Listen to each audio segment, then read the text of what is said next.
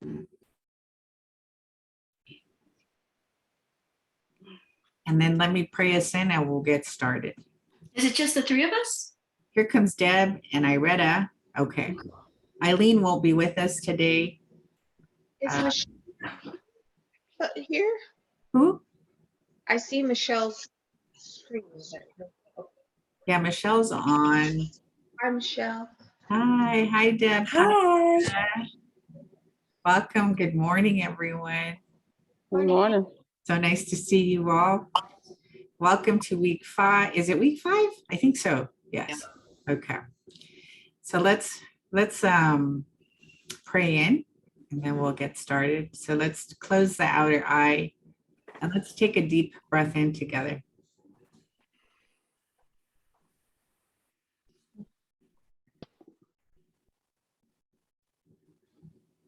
And so how grateful and thankful I am to be gathered here in this way, to be able to access the breath, allow it to come in more deeply, more fully.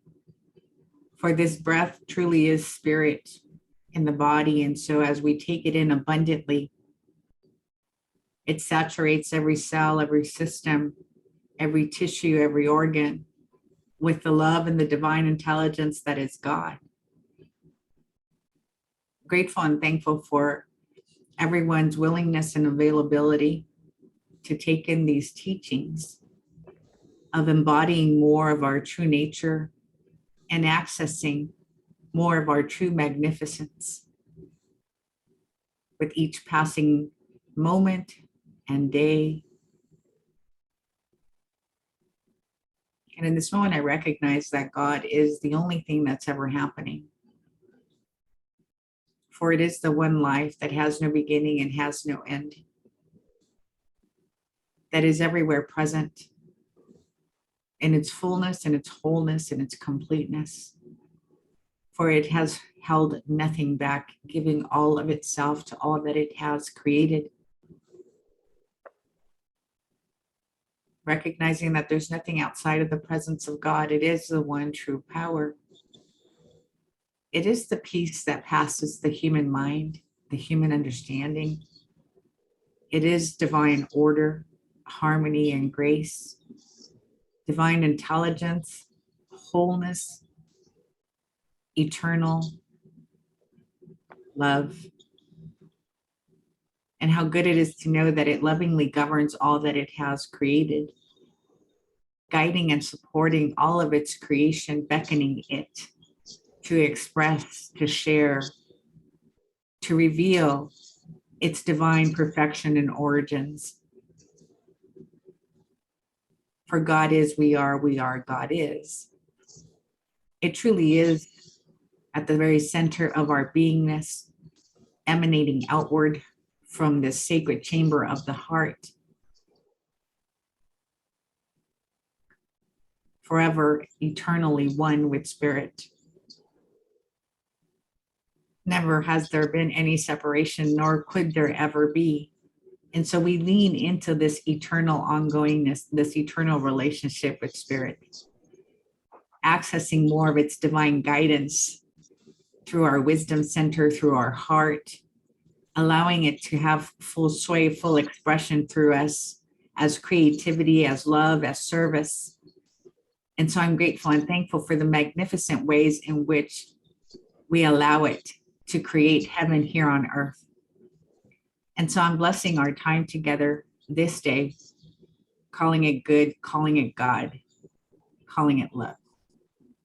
Grateful and thankful I released this word by saying, and so it is. And so it is. Amen. Amen. Good morning, good morning, good morning. Welcome. Nice to see you.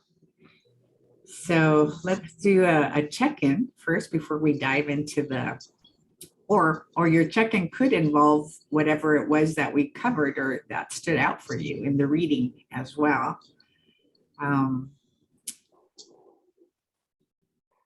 So if you want to share how you're doing, how your week went, ways in which you were able to perhaps implement some of the techniques that we've gone over in the classes, did it help? anything that you want to share. I'll start. Thank you. Thank you. Oh my gosh. I'll make this concise, but it's big. Okay. I'm a little behind on the reading, but this work is changing my life completely, and I'm so grateful. When we did the last 5 weeks together, I think I expressed I was, or maybe I didn't, just stressed out. I'm working for somebody who, you know, she'll send me 8 texts at dinner time about the direction of the vacuum lines in her carpet. Yeah. So I was just really clear that I need to create a life I love for me and my kids. So a month ago, and probably because of this class, because I'm looking at my life, I'm present, I'm breathing, I gave notice a month ago. And then I gave her another month. I was like, okay, I'll give you another trial. She apologized and said, let me try again. But in the meantime, my resume went out to agencies, and I'm basically probably today being offered a job and a house manager for these incredibly wealthy people. That's double what I'm making, half the commute. So I feel like I'm a little nervous to go work full time and leave my kids, you know, with their wonderful sitter for the summer. But I think it's just moving us out of toxicity into our dream life, you know, what that's going to free up financially to buy a house and all that we need. So, and I really think it's a result of this work. So thank you so much. Oh my gosh. And it's truly a result of living from the soulful self as opposed to survival mode, right? Yeah. And choosing this survival is not working anymore. Mhm. So, and breathing, just trusting that I can just breathe and let the universe figure it out. Michelle, that's amazing. Thank you. And thank you. My pleasure. Oh my God, that's so wonderful. So wonderful. Wow. Thank you. And I'm going to have to get in the car and go to work, which is why I'm on my phone. But I had 2 questions that we can even address later. One is, when you're lying down, my instinct is to want to channel breathe, you know, like to the heavens and down below rather than through my head, through my feet. Mm-hmm. I just wanted to ask you about that. And then the other thing is when you're triggered, what you offer. Oh, There. Besides the breathing. so when I'm triggered, first I'll notice where in the body I'm feeling my emotions. And then I bring all the love that we've generated through like the visioning process with Reverend Michael, and then the loving presence that she references in chapter 7 in the Heart Code. She asks us to think of a moment in time when we experienced unconditional love, whether like by a grandparent or perhaps a moment when you were holding your child, one of your kids or both of your kids, and then allowing that to amplify and then bringing that loving presence to the area in the body where you're feeling the trigger, and then holding yourself so very compassionately and then breathing through the area that's triggered allows the energy to begin to be dissipated. And then energy can't be destroyed, right? It has to be transmuted. So as we do this process, you transmute the energy and then you bring it back into the wholeness of what you are. So it gets integrated back into the wholeness, the truth of who you are. And so great. And you do. I don't want to keep stuffing the trap door. I want to transmute it. Mm-hmm. And then what was the other part about wanting to breathe into? Oh, lying down. When you're lying down, central channel breathing, like before bed or, you know, before sleeping in the morning. Mm-hmm. Which direction? Oh, so, and I don't think it really matters. Like if we start at the feet, is that what you're asking? Or start at the head? She's talking about the direction. If you're this way, you think up is above you and down is, yeah. I want to go to the center of the earth, into the lava en route.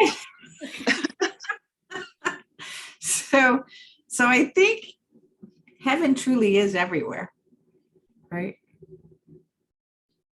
So we're like enveloped in it. So even if you're lying down and you're breathing from here, even if it feels like you're going up to the ceiling as opposed to the top of the head, it still works. It still has the same beautiful effect. And your chakra 10 is always beneath you, whether you're lying down, standing up, and chakra 10 is in the earth. So however it is that you see it in your mind, it still has the same effect. Thank you so much. You're very welcome.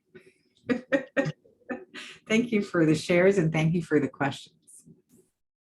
I'll go next. Yesterday I had an opportunity, and I'm glad I saw it as such, to take it to the body. Because what she had talked about too is when you're triggered. And it took me a minute because I was like, I couldn't feel anything. I was so upset. And I just kind of, wait, where do I feel it? Where do I feel it?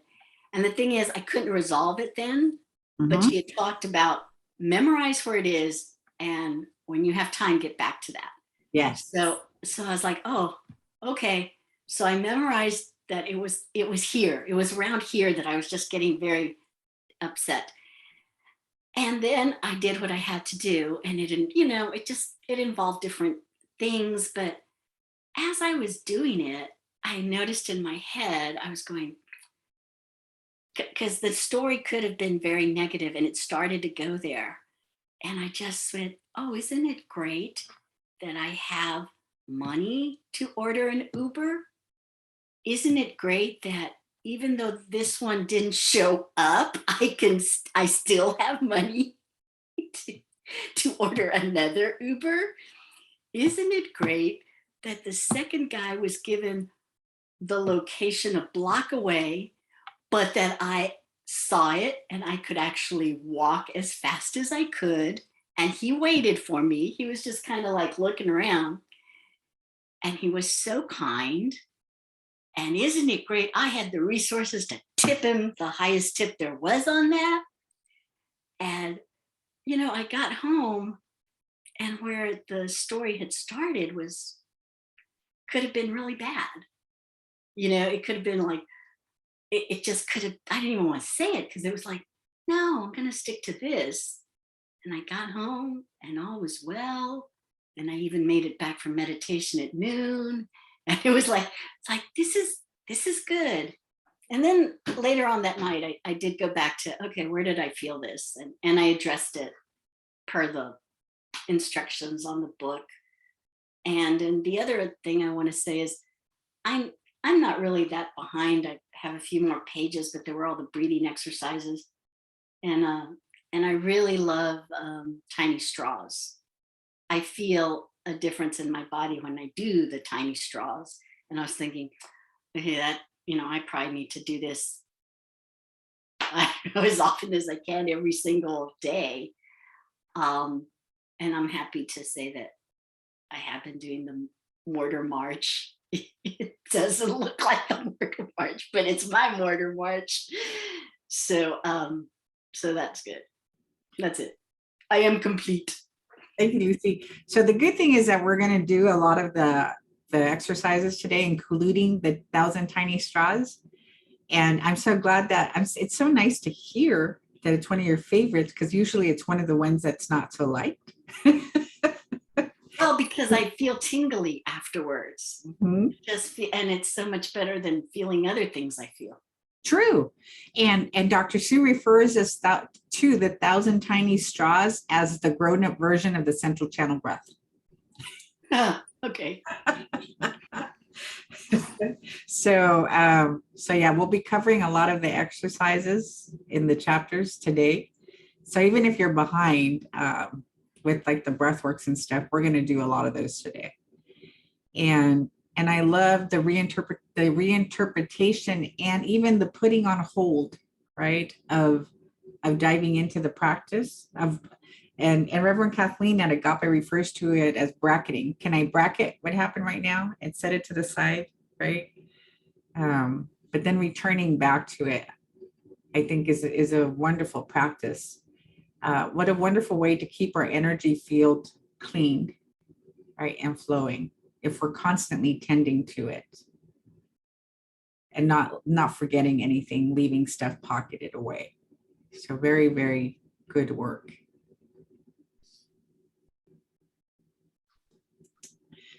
How about you, Deb? How has your week been? Well, I think my week was really good, but this morning was not so good. So now I'm overshadowed by my morning. But I remember what happened the last time we did a book study group. So you get all the way through the heart chapter, which I loved. Mhm. The loving presence, the freezing it till later, the it's all in your favor. All of those, I loved the first go around, and I love them as much or more the second go around. Mhm. And they work. So I guess I did think of a highlight. So yesterday we had some family company kind of drop by. They'd been up at their cabin, and we hadn't seen them for a really long time. And I was nervous because we hadn't seen them for a really long time. And it hasn't always gone smoothly when they visit, and they represent some conflict in my husband's family.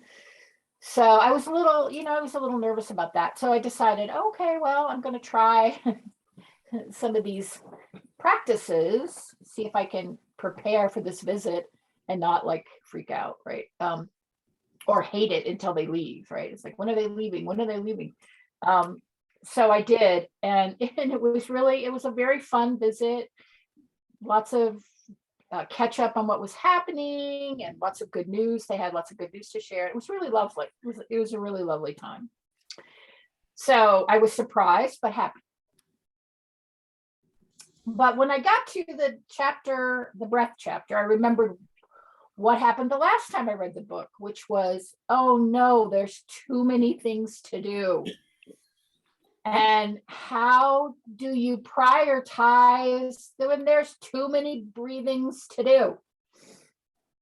And I want to say she just kind of gives you like a list of all of them through chakra 6 or even chakra 7, right? Because central channel is 1 through 7. And then she gives you the breath for all the various chakras. So you don't have to do them all. But how do you decide which one? It's like, it feels like an endless chore. It's like, okay, which chakra doesn't feel right today? Okay. You know what I mean? I don't know how to prioritize them. So central channel breathing is like a staple. Okay, got Correct. that. And I realized that different energy centers, I guess, need different levels of attention.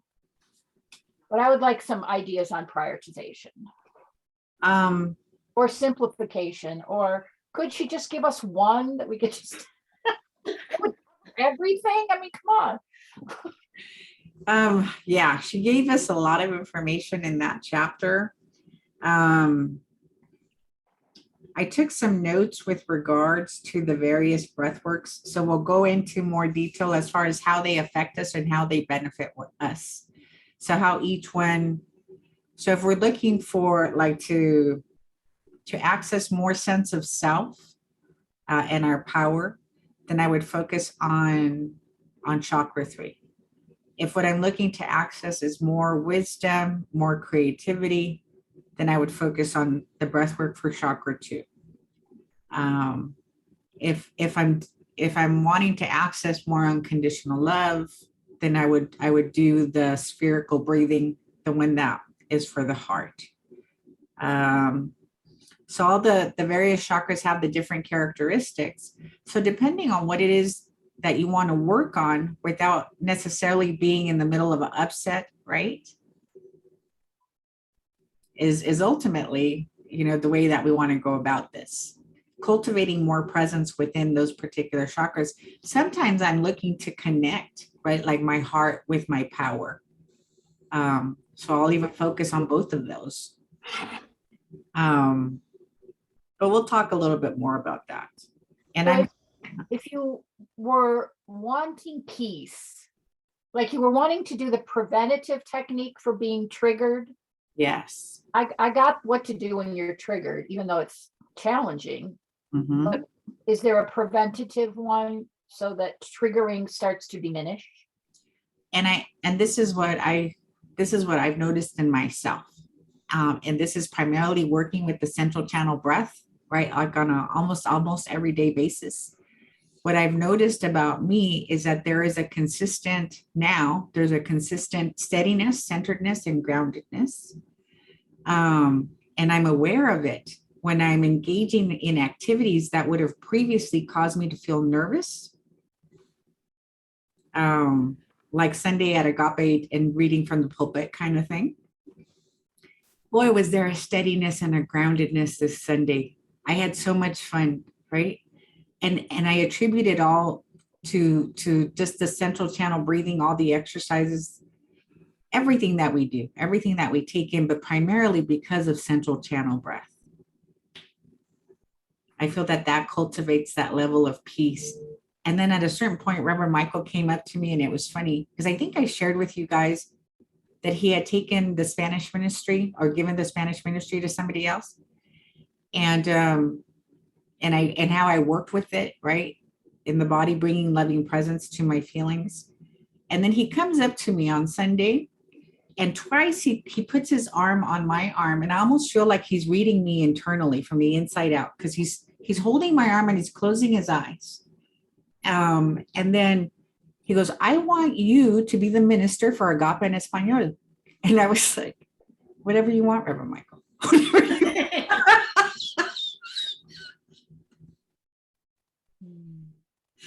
I was like, he's probably not even aware that he fired me and hired me, right? Or it's like, whatever. Is he gonna let Amma know? Right? And he goes, I want you to be the minister for and I was like, I'd be happy to. Like, but I attribute that to when we keep our attention on subject, right? And we're constantly within our own central channel. And I talked about this in the past, how when we do that, we attract people to us. I almost felt like he couldn't stop touching me. He probably wanted to know what the hell was going on inside of me. How is it? Who is she? Who is she? Right? Because he's seen the different version of me before. Yeah, I saw you on Sunday, and I thought you looked great, and you sounded so mellow, so centered, but you never said your name. I forgot to introduce myself. And but I laughed because I thought, well, she just assumes everyone knows who she is. Yeah, and I told Jason when I got back to the green room, I get so lost in prayer, right? Like in the energy of it and in the oneness, I think of it all, that it's like, is there any point in identifying myself as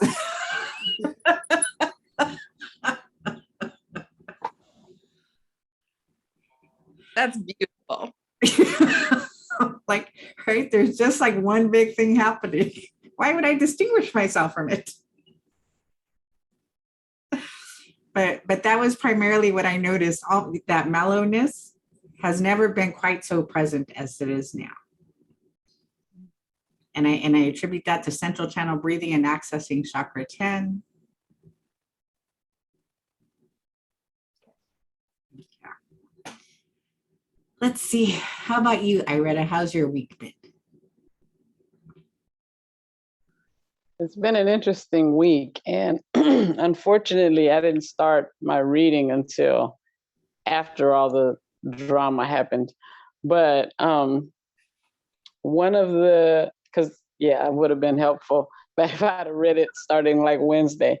But I was reading the one about in chapter 7, where it talks about think of someone or something that you dearly love. And I was reading that.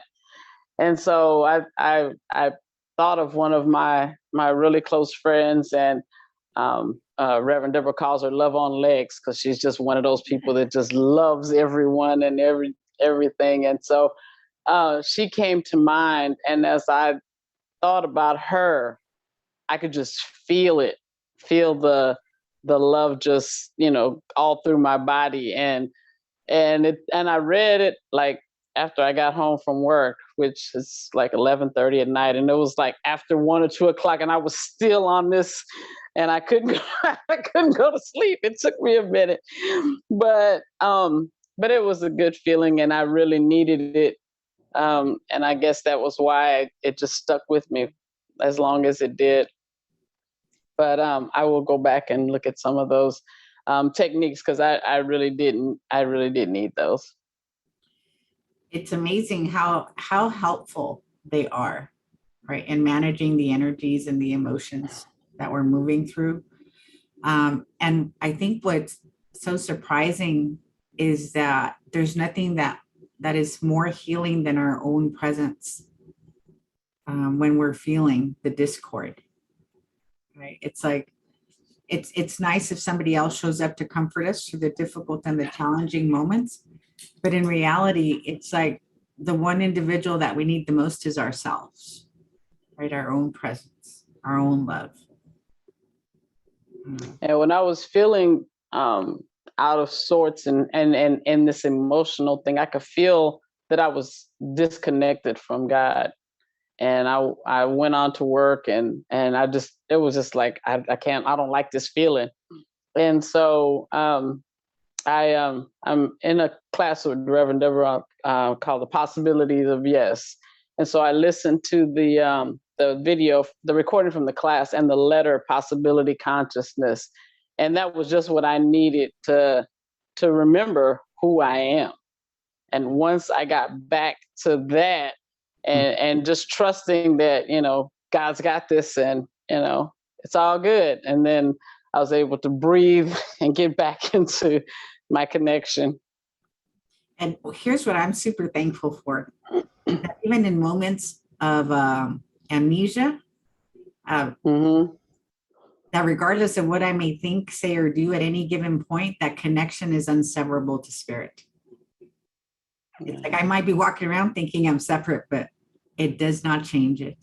It cannot alter it. It truly is what does the seeing from behind our eyes. Yeah, I just needed to remember it. Once I got that sense of amnesia gone, then I was good. But I like the techniques that I read afterwards. That kind of like, I wish I would have read this sooner. But hey, it happens. It's there for me now. And then we're going to dive into it a little bit more today. And I have questions about the breathing techniques in chapter 8, because there's a lot to remember to do in each of those techniques, and everything is just like, okay, I need to do this, I need to hold this, I need to do that. I was like, okay, this is a lot. Let me just, and I figured you'd be showing us, so I'm relying on that. Right. Some of us are kinesthetic learners. So we're actually going to dive into a couple of the practices from each of the chapters, because it's easier to remember once you actually do it. Right. Mm-hmm. So we will be doing that. Thank you so much, Iretta, for your share and for being here. Thank you. Vanessa, how are you? Hi, everyone. Hi, Reverend Hi. I'm fine. I'm here, and I'm good. I think that's what I am allowing more, is that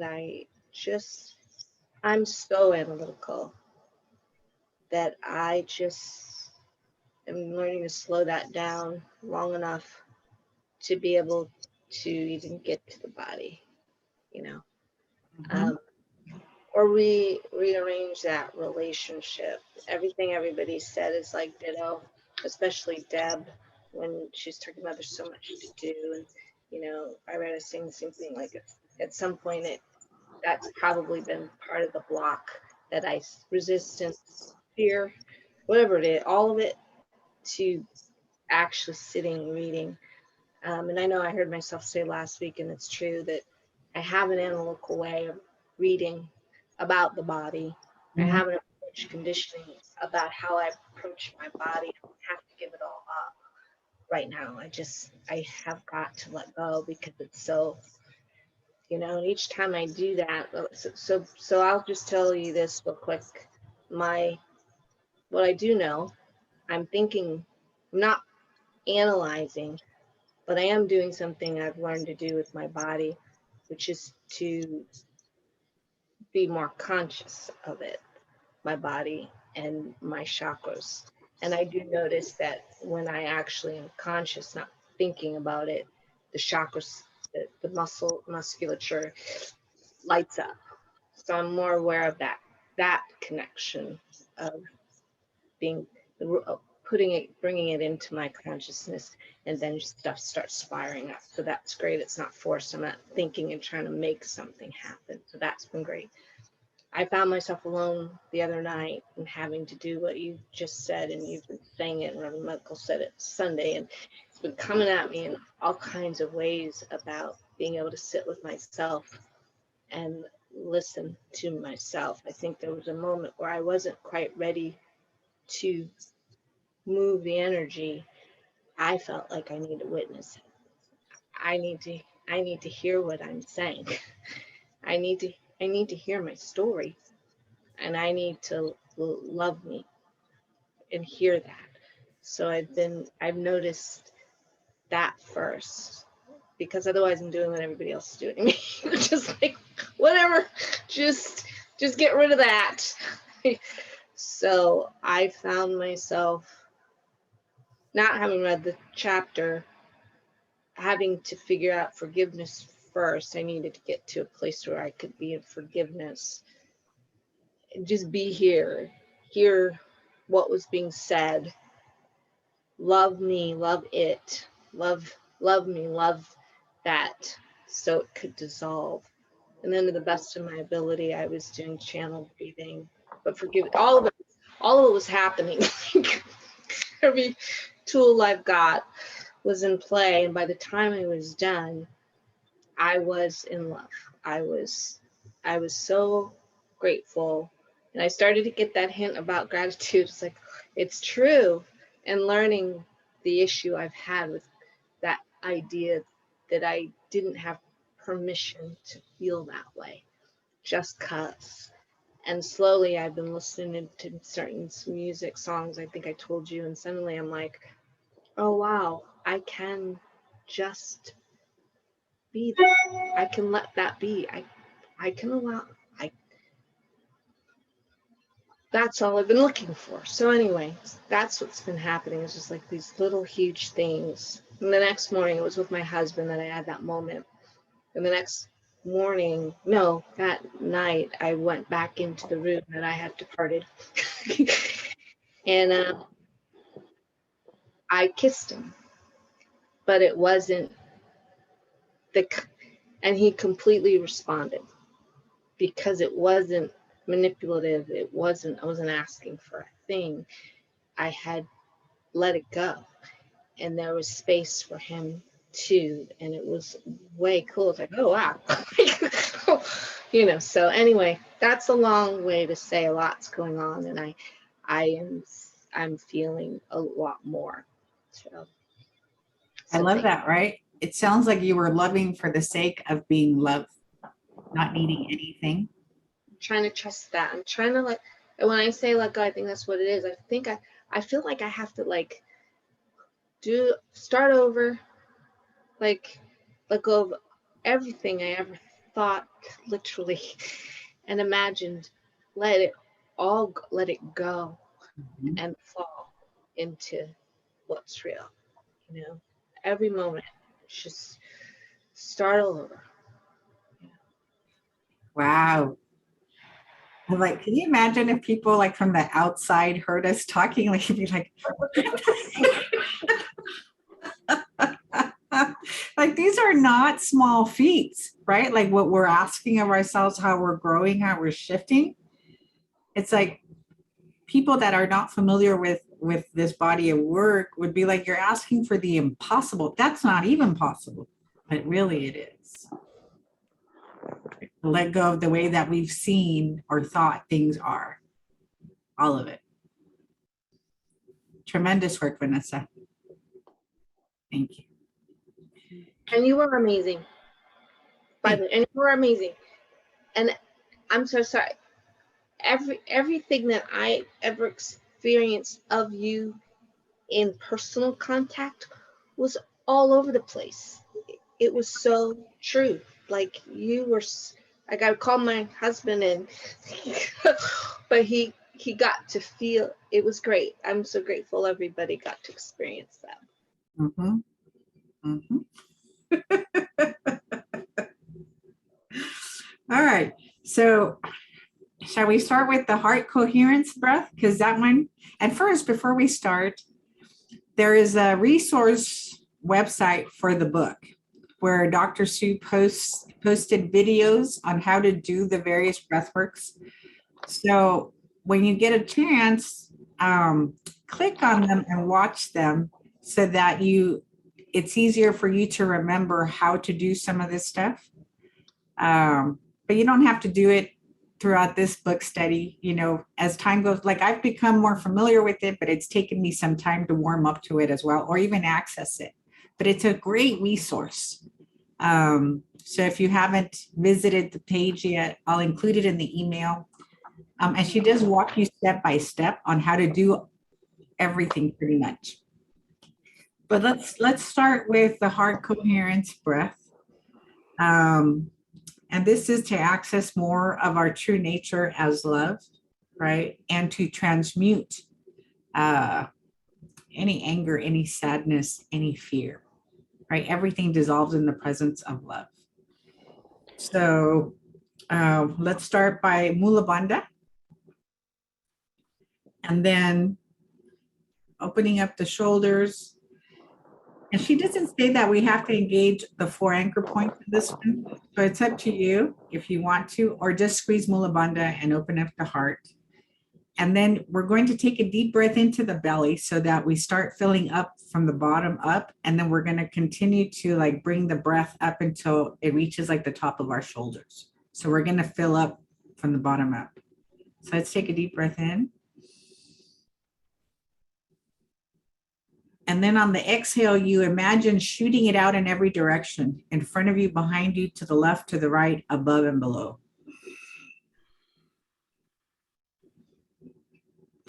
And then you're going to breathe in from every direction, above, below, left, right, front, back, into the belly.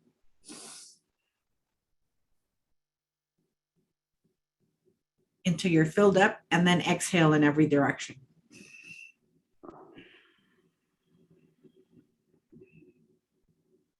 And then again, breathing in from every direction, starting to fill up the body until we fill up the entire chest.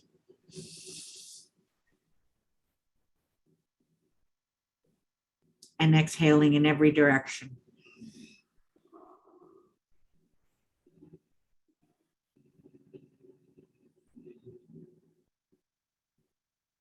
And then maintaining Mula Bandha squeezed, the shoulder blades are pushed back.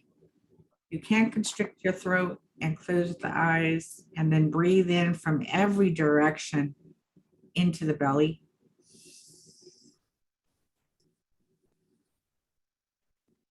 Exhaling, filling up the entire room.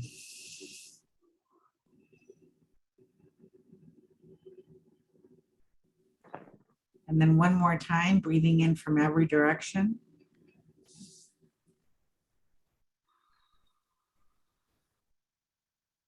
Exhaling in every direction.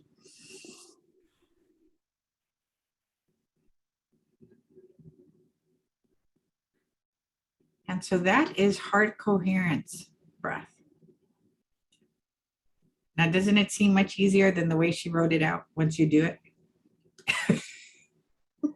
Yeah, but the Mula Bandha and the extending your belly is the is the challenge, trying to do both of those together. Right? And it gets easier over time. I promise. I promise. Okay, I'm gonna take your word on that one, because I'm like, okay. I have a question. Yes, So when we're doing that, breathing in every direction, and we're using our imagination. correct. Yeah. So connect that for me. Like, how So- does that connect to the effect? So when we're breathing up, right, like we're filling in from the belly up to the heart and filling in this area. And I even like to use my hands to like visualize myself going this way, right, as we're exhaling. And then when I'm breathing in, I'm doing this, or I'm doing this with my hands to accentuate the imagination. Because that's the correct use. Well, we can use our imagination to create worry or fear, or we can use it to assist us. Does that answer your question, Deb? Well, I was just wondering why that works. Oh, like the science behind this? Well, I don't know if it's the science, but it's I'm trying to connect the science of breathing with the imagination to see, okay, how did those two come together in the teaching? So for me, it's like, it is done, well, right? There's the saying, it is done to you as you believe. And our thoughts have tremendous effect on us. So if I'm using my imagination to imagine myself drawing in love from every direction, above, below, it's like I'm saturating myself with this loving presence. And then I can't help but think, right, of the science experiment where the Japanese scientist did the experiment on the water and the rice, and how things rotted when he spoke poorly to a jar, and how things rotted even faster when he was indifferent to the rice, with the rice in the beaker, when he ignored it. So as we're paying loving attention to ourselves, I'm like, can you imagine the effect that it's having on us? Because we're 75% water, right? So it's like we're creating this beautiful crystalline design with the imagination, and is that not the proper use of it? That's my philosophy on it.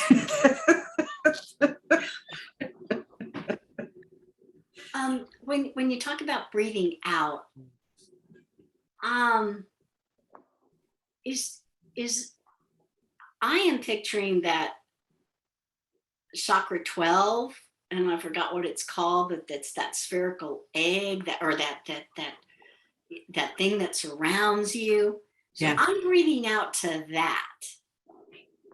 And I see it like, well, I don't know how I see it, gold, silver, whatever, but kind of sparkly, and I'm just going for it. And I agree. I feel like that might be the other aspect to it, that we're breathing out in every direction to the point to where we're meeting where spirit comes into form and then bringing in as well.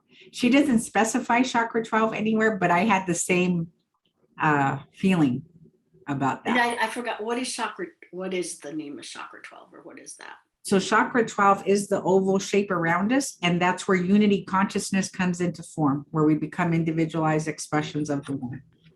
Wow, is there a shorter name? That's That was a mouthful. What? So it's like root, heart, something like that.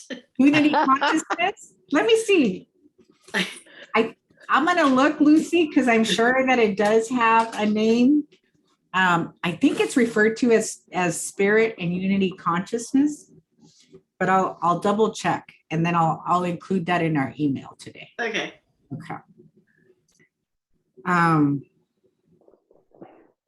So let's see. Generating loving presence is another exercise in the heart code. And in this one, she's asking us to choose an experience where you've experienced love. And if you don't have one that you can recall, she says to use your imagination, right? Something that, like for me, anytime I see a baby, I can't help but feel like a tenderness and a love. So imagining anything that causes you to generate that love. So bring that to your awareness. And then realize that you don't need to go looking for this love, that you're actually the generator of this love. And then begin to allow it to fill you up, to fill up all of your senses. For some reason, I see myself like standing at a gas pump, but pumping love into myself. I think the imagination is working this morning. Mhm.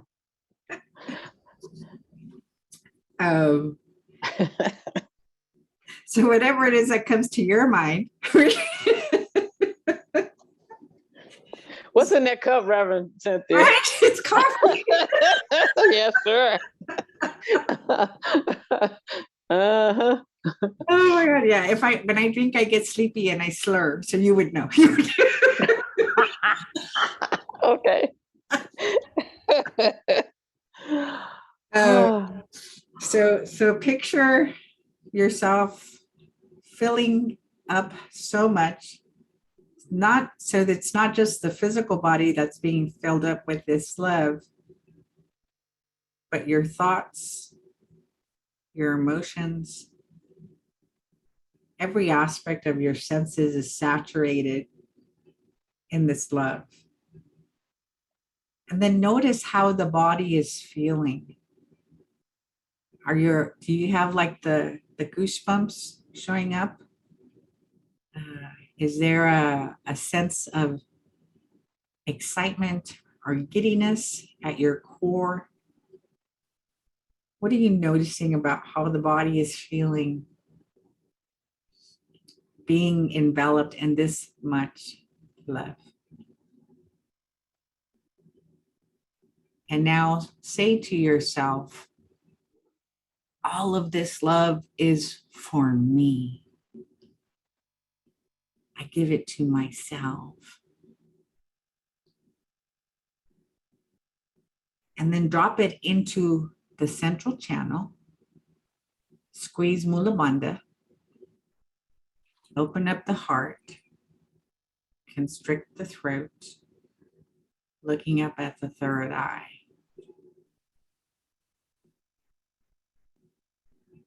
And realize that you're generating the love and you're receiving the love and you're anchoring it.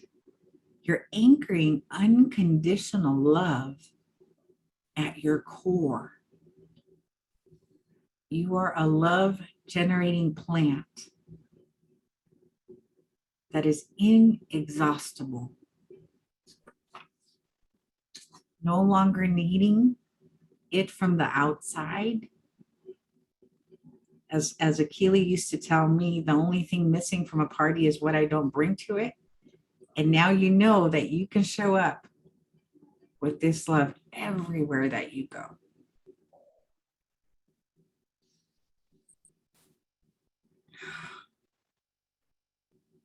And so that is generating loving presence.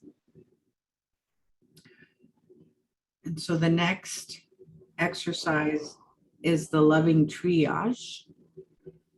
And this is the one where she invites us to sense where in the body we might be feeling something, like hurt feelings or anger or fear. And then if we're able to process it or do the exercise in the moment, we can. But let's say that we're not able to access that level of peace, then we can memorize where in the body we felt the trigger and then come back to it. And then when you're able to be in a space, you're going to use the exercise that we worked on before, which is to generate that level of love. And then you're going to bring that love to the affected area. And then you're going to breathe through it. And you're going to engage Mula Bandha. You're going to open up your heart, constrict the throat, Look up at the third eye. So central channel breath with the 4 anchor points. And the invitation is to do a central channel breath through the place where you felt triggered 6 to 8 times.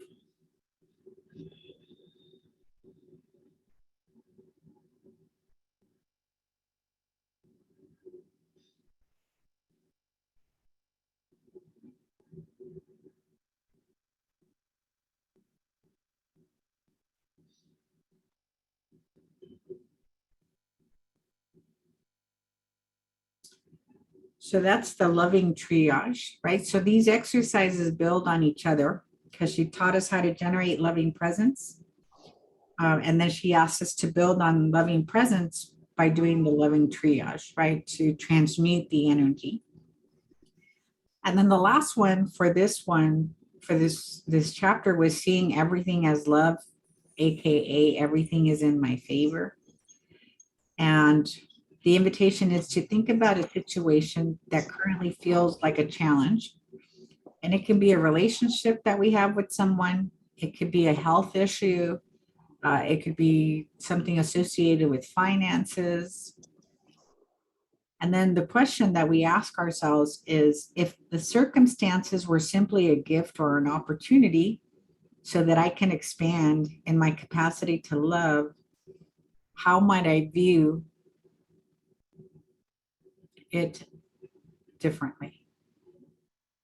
And then we bring to it the practice of the loving triage and generating presence in the body. And so when we're bringing this challenge that we're currently having, and I'm asking myself, how can I see it differently? And then I start central channel breathing through it. I'm building circuits through the circumstance, through the experience.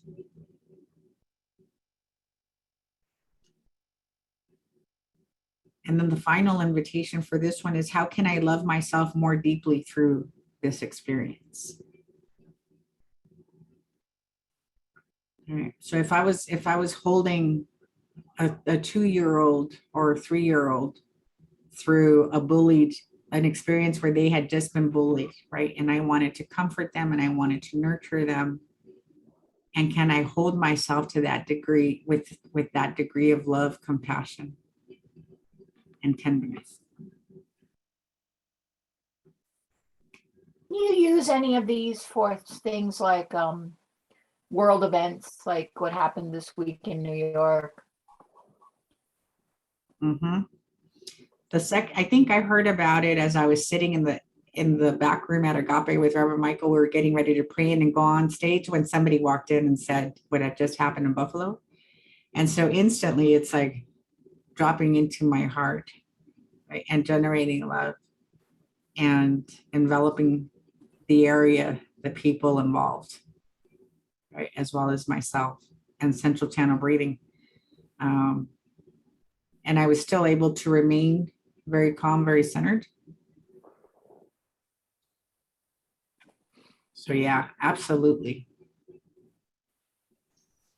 So front side characteristics of the heart code are compassion, unconditional love, conscious love making. There is more than enough for everybody. There's only one of us here. And everything is a reflection of the divine, and it is in my favor. Backside symptoms of this chapter or the heart code are fear of betrayal, codependency, melancholy, shallow breathing, high blood pressure, inability to perceive or receive love, right? Those are indicators of a closed heart chakra. And the yoga pose for this one is the triangle pose. which I like because you can do it standing up or you could do it sitting down. And I'm wearing a dress, but let's see. It's easy enough, I think, to do it because I think all you do is this. And that's the triangle pose. And you could do it once on each side. And then you could say you did yoga.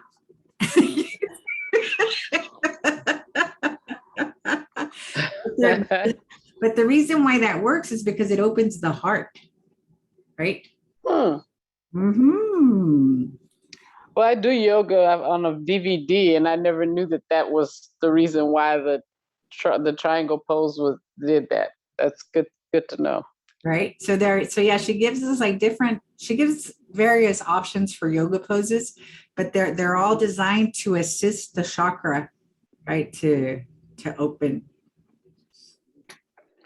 All right. So chapter 8, the breath code, the power of life itself. You're right. She gave us a gazillion practices, right? Yeah. In this one.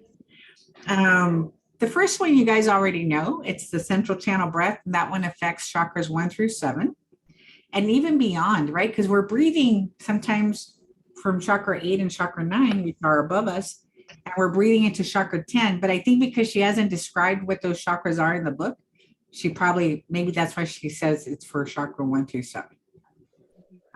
I imagine. The vessel breath is when we do the baseball grapefruit, right? Which we did last week. And the solar plex breath is where we focus on the area above the navel, beneath the rib cage, where the rib cage splices.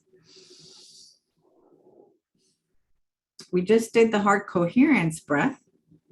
So the next one that we have not worked with is the manifesting breath, which is the throat chakra. And this is your manifester, right? For those of us that have had a difficulty being able to express ourselves, like to say what we mean.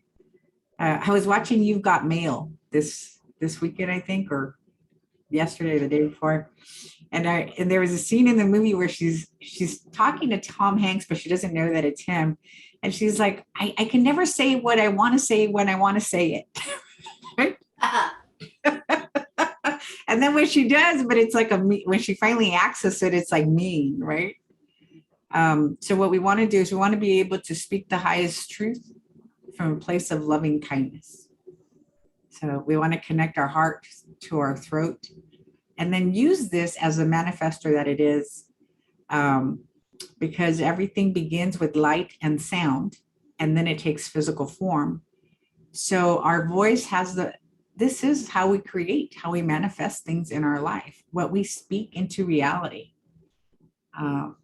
Just like that experiment with the Japanese scientist, right? You can speak death or you can speak life into something or someone.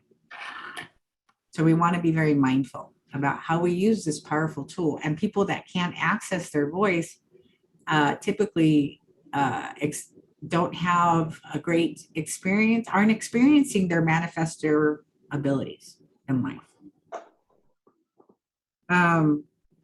So this one, it's the central channel breath, but instead of the belly or the heart being the place where the breath changes directions, we engage Mula Bandha, push our shoulder blades back, constrict the throat, look up at the third eye. And then let's take a breath in from overhead, but you're gonna stop at the throat and change direction at the throat and then breathe down into the earth. And then breathing up from the earth into the throat. Exhaling through the crown.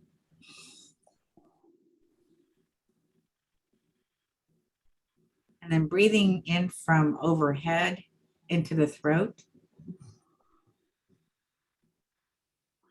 And exhaling into the earth.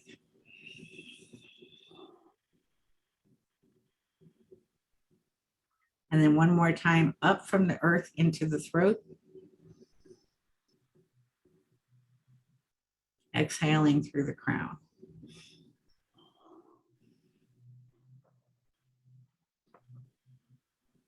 So that is the manifestor breath.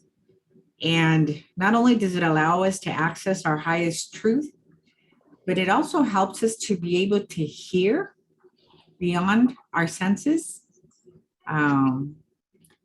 to feel, to observe, to speak, and to hear, to truly hear, when people are sharing with us.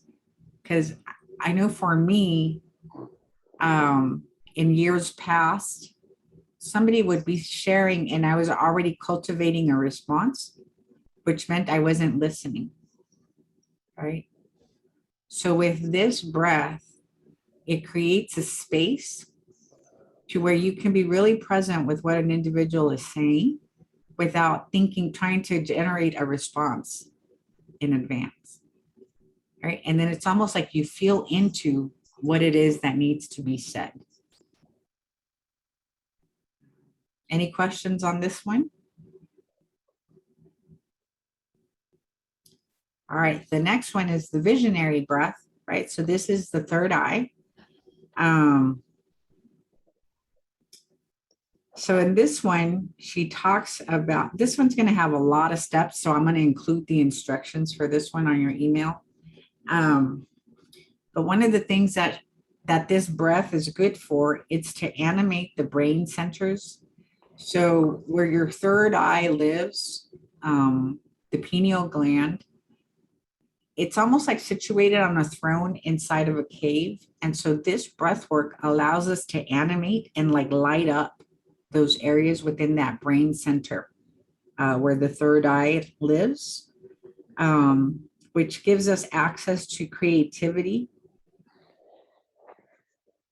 And it also opens up the trap door, right? Maintaining it open, giving us access to what's stored in the subconscious so that we can clear it out on a regular basis. And so this one, we're going to do the 4 anchor points.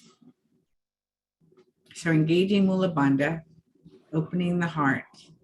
And then don't close your eyes, but do constrict your throat. And then I want you to focus on something that's in front of you, like 4 feet in front of you. And then what you're going to do is you're going to breathe in from that location into the center of the brain. So it's actually not a vertical breath, but a horizontal breath. So focusing on the thing that's in front of you, and then picture the breath coming into the center of the brain. And then you're going to exhale in the same distance through the back. And then picture, using your imagination, picture yourself breathing in from 4 feet behind you into the center of the brain. And then exhaling through the third eye, 4 feet in front of you.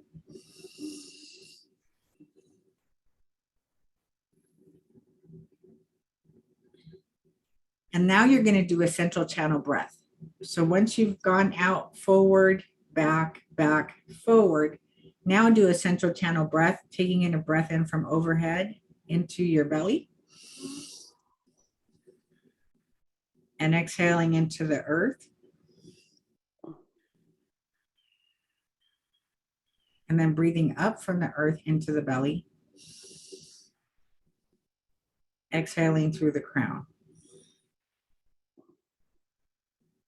And then we're going to go back to focusing 4 feet in front of us. And then we're going to breathe in from that point into the center of the brain.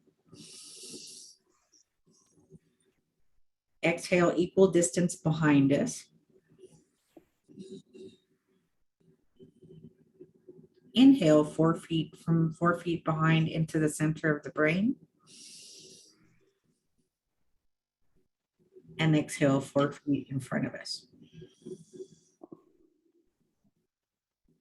And then you're going to connect it with the central channel breath again. So breathing in from 2 feet overhead. Exhaling into the earth. Breathing up from the earth into the belly. Exhaling through the crown. Now, you're going to continue central channel breathing, but you're going to move your eyes in a clockwise position, starting at 12 o'clock. So just do like a mild central channel breath without closing your eyes. Exhaling down into the earth. And we're starting at 12, going to 3, going to 6, going to 9, back at 12, and then going from 12 to 9 to 6 to 3 to 12. And then central channel breath again. And then exhale down into the earth.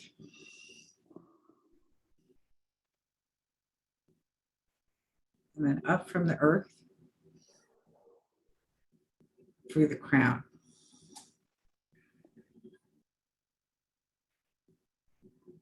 And with this one, she encourages us to either do a Empower step or a mortar march to help ground, because it's lighting up the brain centers here, right? So even if we just stand up for a second.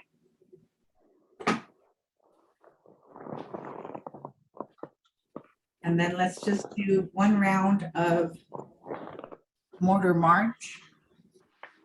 So standing on the right leg and then bringing our arms out in front of us. Left arm stays in the front, right arm opens up to the back. Tilting your head to the left and closing the right eye. And taking a central channel breath in. And breathing into the earth. And then breathing up from the earth into the belly. Exhaling through the crown. And then changing legs. So standing with the left leg forward, arms in front. Right arm stays in front, left one opens up to the back. Tilting your head to the right, closing the left eye. Take a deep breath in from overhead into the belly. Exhaling into the earth. Breathing up from the earth into the belly. Exhaling through the crown. And then bringing your arms down and your legs together, and then bring your arms up in the shape of a Y. And say, I am. I am. Then bring your arms down. Okay. During that mortar march, are you supposed to like pull Mulabanda? Yeah, for the most, you should. That's funky. Okay. Yeah. Sorry, I forgot to mention that. So and it feels like it's the only thing that you can really do when you're doing the mortar march. Right. Yeah. Like just squeeze Mulabanda. So that one is the visionary breath. So anytime that we come up into the mind area, you want to make sure that you ground afterwards, right? To make sure there's no like dizziness, lightheadedness, and that you connect it back to the earth. So anytime that you do like brain yoga, make sure you do at least one round of Empower or mortar march. About going around the clock. Uh-huh. I guess I lost sight of, I didn't know when I was supposed to breathe in, hold it, do the clock, and then breathe out. Is that it? And because I'm talking at the same time, it's like I wasn't even breathing, I think. That's what I'm doing. You were breathing. You'd be on the floor right now. But let me see. Let me try without talking. So let's see. Yeah, you can do central channel breath while your eyes are moving. If you're not talking, you can do But that's what I mean, though. It's like you breathe in, you breathe into the belly, and then you go 12, 3, 6, 9, 12. You breathe out, and as you're breathing out, you're going 12, 9, 6, 3, 12. Yeah, and you could do it like that, or you could do breath in 12, 3, breath out 6, 9. Okay. All right. Uh-huh. So whichever one feels more comfortable to you, right? There's no wrong way to do a lot of this stuff. Even if we do it incorrectly, it benefits us. It still has a beneficial effect. So it was what Dr. Seuss said. So now we're going to do 1,000 tiny straws. And like I said, Dr. Sue refers to this one as the grown-up version of the central channel breath. So what it is that we are segmenting the body into 3 sections. So the first section is from the soles of your feet to the tops of your hips. The second section is from the hip bone to the shoulders. And the third section is from the top of the shoulders through the crown. And what we're going to do is we're going to constrict each section, building on each other. So the first part that we constrict is from the soles of the feet to the hips. And you can kind of like scrunch your toes together, squeeze your thighs together. And then you take a deep breath in from the earth, like you're sucking it through a milkshake, like. And then you can exhale, but don't release the contraction on the bottom portion of the body. And then imagine contracting from the hips to the shoulder by bringing your arms in, your shoulders in. And then you're going to take another milkshake drink. And then go ahead and exhale without releasing any part of the body. And now you're going to constrict your face and your head. And then you're going to take another drink in from the milkshake. And then exhale. And then release everything. And you should feel like an energy of water, of a waterfall of energy going through your system. And when you're breathing in from 10 below. Mhm. Each time you're coming in that way and you're breathing out that way. Yes, correct. So we could do it one more time. Let's see. So let's start from the feet to the hips, squeezing your thighs together, crunching your toes, and then taking in a deep breath.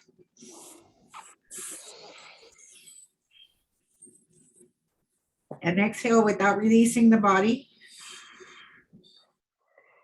And then bringing your arms into your rib cage, constricting to the top of the shoulders. Take another deep breath in.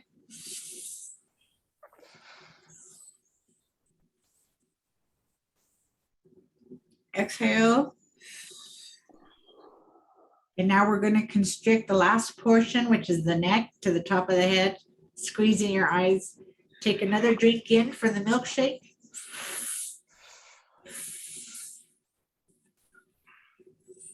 And then exhale.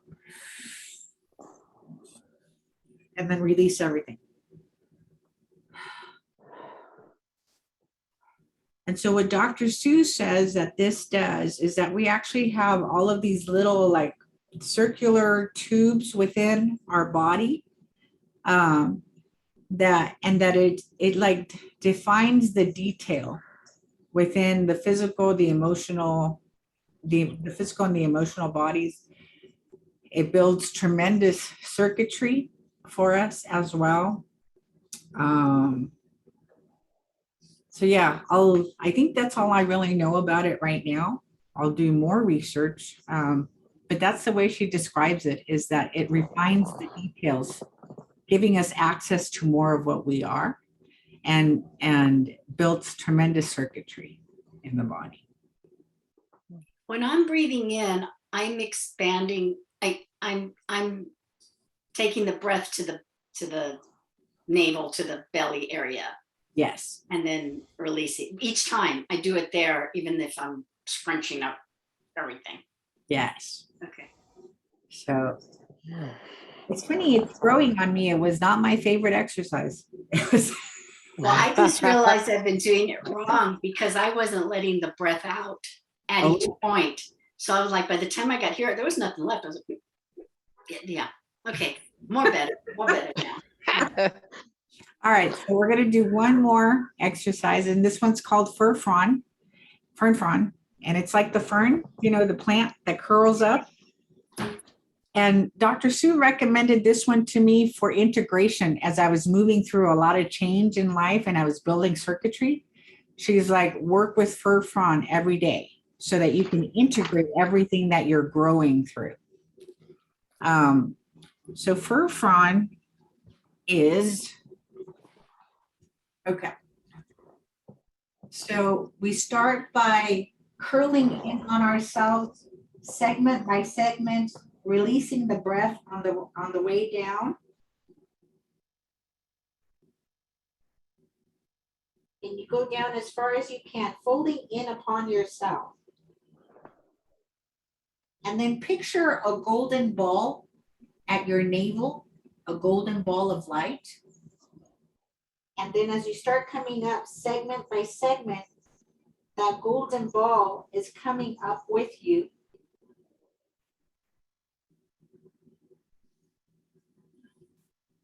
You're breathing in on the upward motion and you're unfolding like a fern frond, segment by segment, until your nose is up at the sky. And then taking in a deep breath before you start again. Exhale and begin to curl down segment by segment by segment by segment by segment by segment. Folding in upon itself.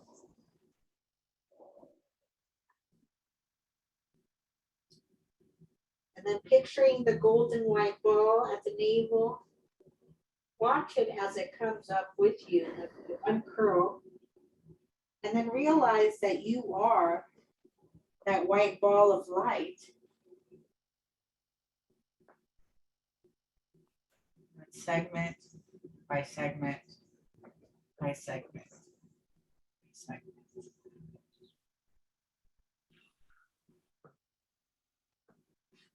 So let's do it one more time. And the way that Dr. Sue describes this is that it's spirit folding in on itself, so it allows us to experience ourselves more as spirit in this physical body. That's one of the things that this exercise helps to cultivate. I'm confused on the breathing. So are we breathing in as we're coming down? And then so take a deep breath right here at the neutral position. And then as you start curling down, release the breath.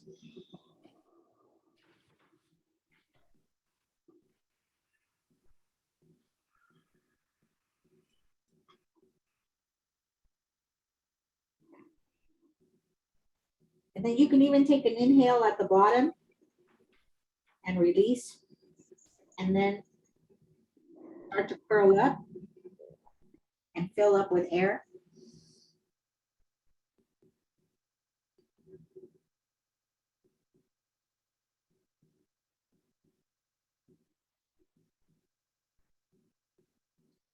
And if you need to take in more air as you're finishing the movement, that's completely okay. And then resting up at the top when your nose is pointing towards the ceiling, taking in a deep breath, and then begin exhaling on the way down.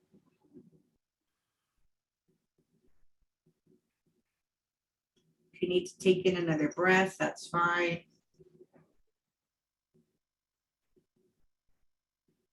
The focus is on the segment by segment by segment.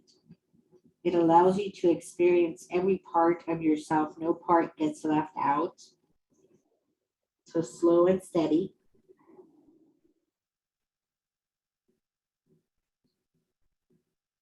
And then start to come back, watching that little golden ball.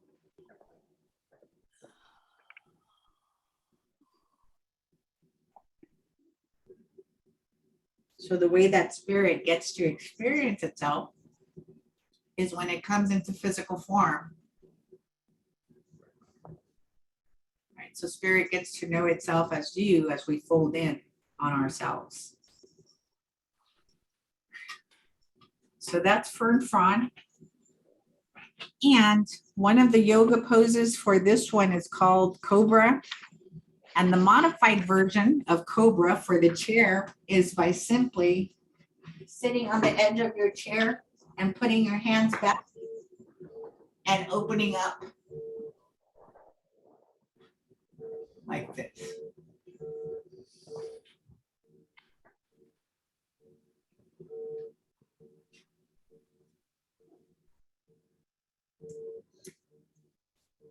So that's one of the yoga poses that helps with this breath code.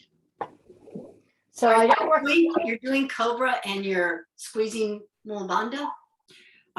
During yoga, you could just do central channel breathing. Oh, Yeah, just regular breathing while you're doing the modified Cobra.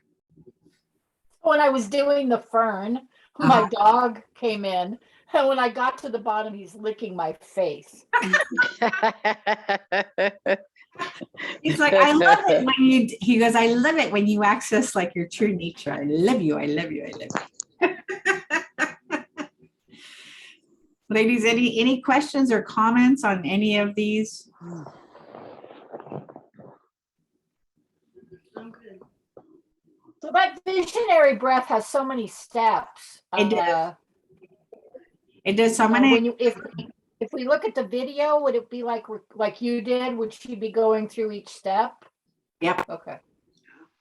So I'll include the resource page, and then I'll include the notes that I have for that one in particular, so that you have it easily accessible.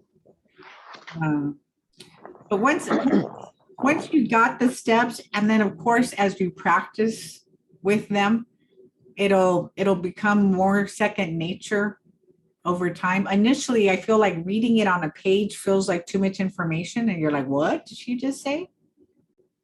Yeah. Right.